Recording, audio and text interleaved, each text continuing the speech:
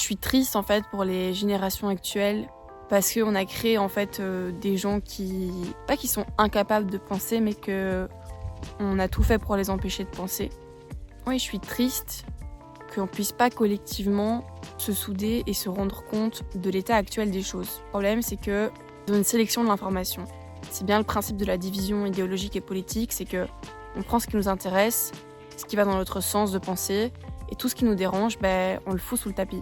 Et si on a une vision globale d'ensemble, qu'on essaie de prendre du recul, en fait, on ne peut plus appartenir à un groupe. Finalement, c'est difficile de pouvoir justement s'affirmer et avoir sa place. Aujourd'hui, les gens qu'on valorise comme des personnes courageuses, qui osent prendre la parole, etc., c'est quand même souvent des gens, quand on pense aux médias, par exemple, mainstream, en fait, on va accueillir des gens qui vont juste avoir un discours qui va renforcer le discours déjà de base que le média veut faire passer, veut transmettre.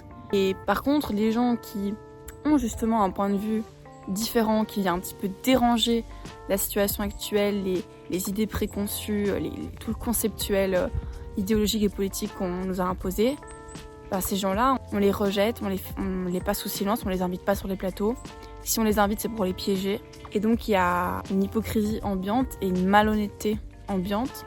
Et en fait, tant qu'on est dans la sélection, on est forcément fragmenté et un peu corrompu. Tant qu'on ne veut pas regarder les choses dans l'ensemble, c'est difficile d'être vraiment objectif et vraiment honnête. On se croit intéressant et intelligent en suivant un narratif qui nous semble juste parce que c'est la seule chose qu'on a sous les yeux, c'est la seule chose qu'on nous indique. Pourquoi est-ce qu'on refuserait finalement de faire partie du groupe de sauveurs et du groupe du bien, mais jamais on fait un pas en arrière? Jamais on se dit, tiens, peut-être qu'il y a des choses à côté desquelles je passe parce qu'on m'en informe pas.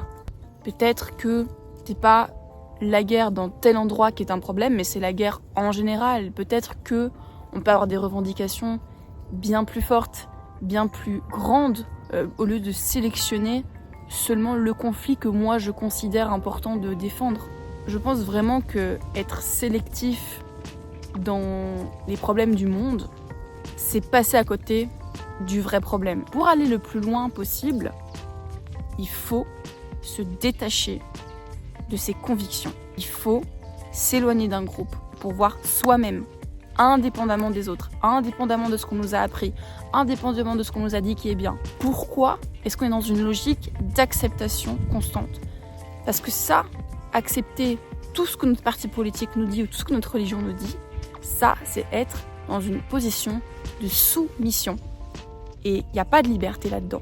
Je me dis quand même que les humains devraient avoir envie d'être libres. Les gens qui vraiment viennent déranger le discours, ce sont des gens qui prennent de gros risques. Et la plupart du coup des gens aujourd'hui ont appris à faire très attention à ce qu'ils disent et à surtout ne pas prendre de risques. Donc on est dans une société qui n'est pas libre.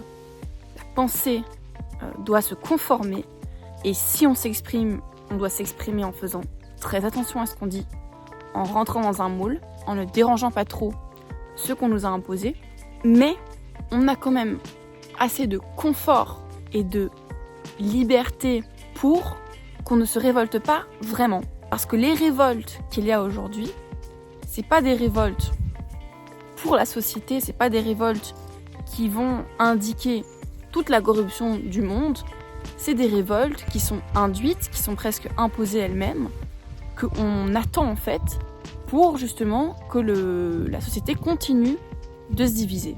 Les rébellions qu'on a aujourd'hui actuellement, ce sont des rébellions où les gens ont sélectionné ce pourquoi ils voulaient se battre, mais ils ne se battent pas réellement pour la liberté, ils ne se battent pas réellement pour la paix, pour que la guerre, on arrête ça. On se bat pour une cause par là, une cause par-ci, pour la cause qui, moi, me touche personnellement parce que j'ai des affinités et des préférences, mais on ne se bat pas dans l'absolu pour avoir une liberté en tant qu'humain, pour avoir un vivre ensemble, une harmonie dans la société.